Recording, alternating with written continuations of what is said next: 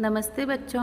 कक्षा द्वितीय, विषय हिंदी, पाठ 14, भाग 1। आज हम 14वें पाठ का पहला भाग शुरू करेंगे। आइए हम पाठ का नाम जानते हैं। पाठ 14, पाठ का नाम है देशभक्त बालक केशव। अब देखो नीचे केशव जी का चित्र दिया हुआ है। अब हम आगे इसके बारे में आज पढ़ेंगे। पूर्व ज्ञान, भारत की विशेषता। आपको पता है भारत को हम पहले सोने की चिड़िया के नाम से जाना जाता था। क्यों कहते थे भारत को सोने की चिड़िया? तो पहले हम उसके बारे में थोड़ी सी जानकारी करते हैं, उसके बाद आगे का लेसन शुरू करेंगे। भारत में हर तरह की सुविधा थी। भारत में महल देखो, मंदिर, मस्जिद, हर जाति के लोग वहाँ रहते थे। उनके पास महल होते थे, राजा महाराजा सब भारत में ही रहते थे। और वहाँ पे जो सामान का आयात और निर्यात होता था ना, तब वहाँ पे पैसों की जगह सोना दिया जाता था। पहले सोना दिया जाता था, फिर चांदी के सिक्के दिए जाते थे। इसलिए भारत बहुत समृद्ध देश था। वहाँ पे मसालों का आयात निर्यात होता था। हमारे मसाले सब यहाँ पे भारत में बनते थे और वो दूसरे गाँवों में जाकर गाँवों में बेचते थे, ताकि हमें बहुत सारा सोना चांदी मिल सके।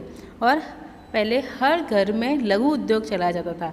घर घर की औरतें, घर वाले सब घर वाले काम करते थे, लघु उद्योग चलाते थे। और सबसे महत्वपूर्ण बात है कि वहाँ पे भारत में कई तरह की नदियाँ थी। सबसे ज़्यादा सबसे बड़ी नदी वो कौन सी नदी है? गंगा नदी। तो वहाँ पे हर तरह से भारत में हर चीज़ होने के कारण वह समृद्ध देश कहलाता था। वहाँ के लोगों को शिक्षा देने के लिए गुरुकुल बनाए गए थे। गुरुकुल होती थी, वहाँ बालकों को शिक्षा मिलती थी। वहाँ पे राजा महाराजा वहाँ पे रहते थे और हर तरह के नृत्य, संगीत वगैरह सब ये प्रोग्राम भी होते थे। और फिर ये बात अंग्रेज़ों को और मुग़लों को पता चली, तो वो हमारे देश पर हमला करके अपना धन चोरी करने लग गए। सबसे पहले मुग़ल सैनिक आए थे, जिन्होंने अपने देश में चोरी करके अपना बहुत सारा धन वो लेकर चले गए थे। चलो, हमने थोड़ी सी जानकारी कर ली। अब हम इसके आगे का पाठ पढ़ेंगे। अब हम पाठ अपना शुरू करते हैं। इस पाठ में मैंने जो लाइनें डाली उसके नीचे उसके अनुसार चित्र भी डाले, तो आपको चित्र देखकर उस लाइनों को समझना है। चलो, अब अपना पाठ शुरू करते हैं। बात उस समय की है जब अपने देश में अंग्रेज़ों का शासन था। अपने देश में अंग्रेज़ों का शासन हो गया था। वो हमला करके अपने देश में सारा धन वो लेके चले गए थे। उसके बाद उनका शासन होने लगा। उन्होंने हम पर तरह तरह के अन्यायपूर्ण कानून लागू किए थे। वो जैसा उनका हक हमारे देश पर हो गया था, तो वो जैसा कहते थे वो हमें करना पड़ता था। तो वो तरह तरह के नियम लागू किए थे, जिससे भारत वालों को बहुत तकलीफ भी होती थी। देखो, मैं नीचे चित्र भी साथ साथ में दे रही हूँ, तो वो आप देखकर इसको समझना। उस समय बालक केशव की आयु मात्र 14 वर्ष की थी। वह नागपुर के नील सिटी हाई स्कूल का विद्यार्थी था। तो बालक केशव की उम्र कितने वर्ष की थी उस समय जब अंग्रेज़ों का शासन अपने देश में था? बालक केशव की आयु थी 14 वर्ष की थी। और वो कौन से विद्यालय में पढ़ता था? नागपुर के नील सिटी हाई स्कूल में पढ़ता था। विद्यालयों में पूरा राष्ट्रीय गीत गाना तो दूर, वंदे मातरम कहना भी अपराध माना जाता था। हमारा राष्ट्रीय गीत कौन सा है? वंदे मातरम है ना। तो उस समय हमारे अंग्रेज लोग हमें वंदे मातरम गाना तो दूर की बात, वो नाम भी लेने से वो हमें मना करते थे। और वो नाम लेते थे तो वो हमें सजा देते थे। विद्यालय निरीक्षण के लिए एक बार अंग्रेजी अधिकारी आने वाले थे। विद्यार्थियों को पहले ही इसके बारे में सूचित कर दिया गया था। विद्यालय में निरीक्षण यानी जांच करने के लिए बाहर से अंग्रेज अधिकारी आने वाले थे। तो भैया जी ने सबको कह दिया कक्षा में कि वो अंग्रेज अधिकारी आएंगे। तब उन्होंने आगे की योजना बनाई। केशव ने अंग्रेज अधिकारी के स्वागत की एक योजना बनाई। तो बालक केशव ने सब विद्यार्थी को कहा कि हम उनके स्वागत के लिए कुछ नया करते हैं। इसकी जानकारी सभी विद्यार्थियों को दे दी। सभी विद्यार्थी इस योजना से सहमत हो गए। जो केशव ने योजना बनाई थी उसके बारे में सबको उसने विद्यालय में कह दिया और कक्षा में सबको कह दिया, और कक्षा में सब विद्यार्थी सहमत भी हो गए। तो उसने क्या योजना बनाई थी उसके बारे में हम आगे कल पढ़ेंगे। आज हमने जितना पढ़ा उसको आप वापस रिपीट करेंगे। बात उस समय की है जब अपने देश में अंग्रेजों का शासन था।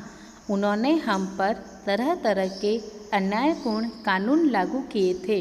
विद्यालयों में पूरा राष्ट्रीय गीत गाना तो दूर, वंदे मातरम कहना भी अपराध माना जाता था। उस समय केशव की आयु मात्र 14 वर्ष की थी। वह नागपुर के नील सिटी हाई स्कूल का विद्यार्थी था। मैंने ये पढ़ाया, आप पढ़ा, आपको भी इसको वापस पढ़ना है। सारे वर्ड्स, एक एक वर्ड्स आपको समझ में आने चाहिए। अब हम आगे की लाइन पढ़ते हैं। विद्यालय निरीक्षण के लिए एक बार अंग्रेजी अधिकारी आने वाले थे। विद्यार्थियों को पहले ही इसके बारे में सूचित कर दिया गया था। केशव ने अंग्रेज अधिकारी के स्वागत की एक योजना बनाई। इसकी जानकारी सभी विद्यार्थियों को भी दी। सभी विद्यार्थी इस योजना से सहमत हो गए। आज हमने इतना पाठ पढ़ा, आगे का पाठ हम कल पढ़ेंगे। तो आज जितना पढ़ा उसको वापस पढ़ना। हमने जितना पाठ अभी पढ़ा है उसको आप वापस पढ़ना और उसको पढ़ने की और लिखने की कोशिश करना। अब आगे बोध प्रश्न। हमारे देश का क्या नाम है? हमारे देश का क्या नाम है? जल्दी बोलिए। भारत। Very good. भारत पर किसका शासन चल रहा था? उस समय भारत पर किसका शासन चल रहा था? अंग्रेजों का। हुआ 2 प्रश्न ये। नंबर 3, उस समय बालक केशव की क्या उम्र थी? तो ये 2 प्रश्न आपको खुद को करने हैं कि उस समय बालक केशव की उम्र क्या थी? 14 वर्ष। तो यहाँ पे 14 वर्ष लिखना आपको। हमारा राष्ट्रीय गीत कौन सा है? हमारा राष्ट्रीय गीत कौन सा है? जल्दी बताइए, कौन सा है अपना राष्ट्रीय गीत? यस, वंदे मातरम। आगे मैंने पाठ में सारा लिखा हुआ भी, आप वहाँ से देखकर भी लिख सकते हैं।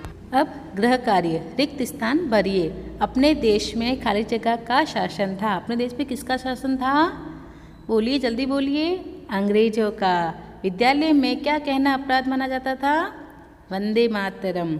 तो आगे मैं ये खाली जगह भर के बता रही हूँ। ये सारी भर दी है, ये आपको खाली जगह देखकर अपनी नोटबुक में करना है और उसको याद भी करना है। ठीक है। अब आगे एक और प्रश्न डाल रही हूँ, उसको भी आपको करना है। प्रश्न उत्तर। बालक केशव किस विद्यालय का विद्यार्थी था? कौन से विद्यालय का था विद्यार्थी वो? क्या नाम है इसके स्कूल का? बोलिए। यस, नील सिटी हाई स्कूल का विद्यार्थी था। ये इस स्कूल का नाम है, नील सिटी हाई स्कूल। ओके। बोध प्रश्न और गृह कार्य दोनों आपको अपनी नोटबुक में आज करना है। Okay, thank you.